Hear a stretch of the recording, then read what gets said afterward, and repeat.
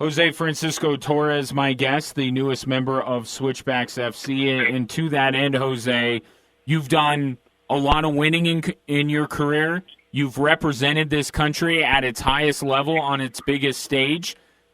You know the situation with the Switchbacks. This is a team that had a lot of success early in their history, has lately tried to build things back up. How much do you think your experience winning and playing at the game's highest levels, how much do you think that can benefit a team and a roster and an organization that is going through a little bit of a rebuild here? Well, I think we can do a good job. I think there's a lot of players that have great experience too, and there's a lot of new talent. It's just that, the team comes together. Maybe I can bring a few pointers to the team. But I think as the games go by, I think the team will do well. There's a lot of talent. They have a lot of they really want to win games. The 2 games that I was there, you could tell that they wanted to win. It's just sometimes they couldn't connect well, or they would be down 1-0, 2-0, and just fight against the current is pretty hard, So I think we'll do great this season. We just have to wait on the coaches, and from there, just move on and work as a team. Jose Francisco Torres, my guest, has represented the U.S. men's national team 26 times over his career. For those of us who will never know what it's like to even play professional soccer, let alone represent your country at the highest level, what is that, your experiences with the U.S. men's national team, what has that meant to you? What has that meant to your family over the years? I was so young at the time. It was a dream come true, I've always put just dreams before everything, I told myself that I want to become a professional soccer player. Then from there, play a World Cup. And everything just came so quick. Everything just came so fast, and it was just a dream come true, making it to 2010 South Africa World Cup. I was, I'm here, I couldn't believe it.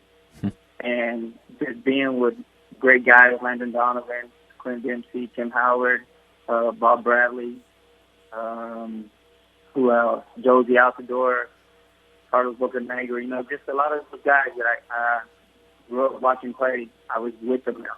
And just playing one game out there, it was unbelievable. And what days before the game, I couldn't even sleep, just thinking that I was fixing to play a game in the World Cup. And you mentioned how young you were when everything came together for you to play for the U.S. men's national team. You initially kind of said no, right? I mean, when you were first approached by U.S. Soccer, you said no to them, right? Do I have that right? Yeah, you're definitely right. It's just something in my mind that they had asked me, and I guess we're in an important tournament too with my team in Pachuca at that time, and it just came so quick. They're like, "You gonna play the Olympic game or the Olympics?" I was like, "Oh man, what's going on?" I didn't. At the time, it came so quick, and I was like, "Well," I didn't know what to say, and I denied it. And then 2 weeks later, Bob Bradley called me. He was like, "Hey, you got a chance to play in the World Cup. You can play the qualifiers and just demonstrate if you really want to be on this team and you can make it to the World Cup." And I was like, sorry, my friends, I was like, the hell with this, This is my time, so I'm going. Probably not down in Mexico. They probably don't ask you it a lot, but I'm sure when you're, on American radio stations or talking to an American audience, the game against Slovenia comes up. How often are you asked about the officiating specifically in that match in 2010?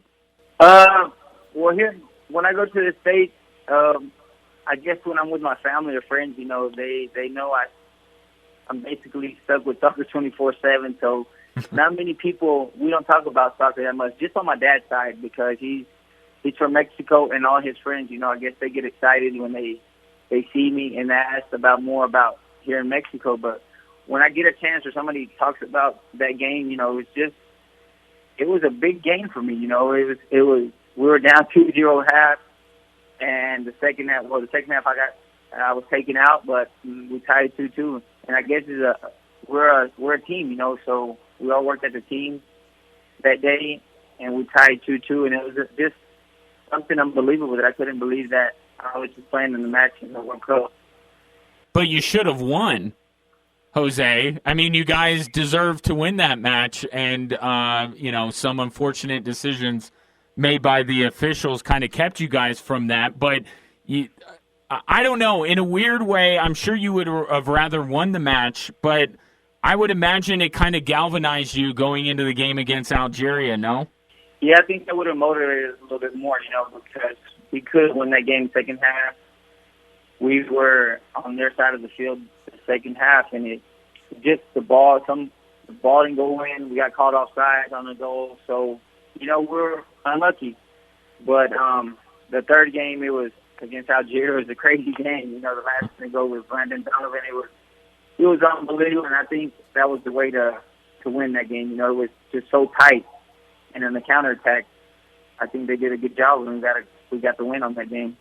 Yeah, I still don't know how Maurice's goal was waved off. I don't think I've ever gotten a satisfying answer from the official. I don't think the official has ever spoken about it, but I still to this day, I wonder out loud what happened. But as you said, it turned out okay for you guys with what you were able to do the next game against Algeria. So, plenty more World Cup-related questions I'm sure will be coming your way anytime you and I get a chance to chat, but we'll leave it there for now. Again, congratulations on the contract. We are thrilled to have you in Colorado Springs, and when you and your family make your way up here, look forward to meeting you in person. Thanks so much for the time, Jose.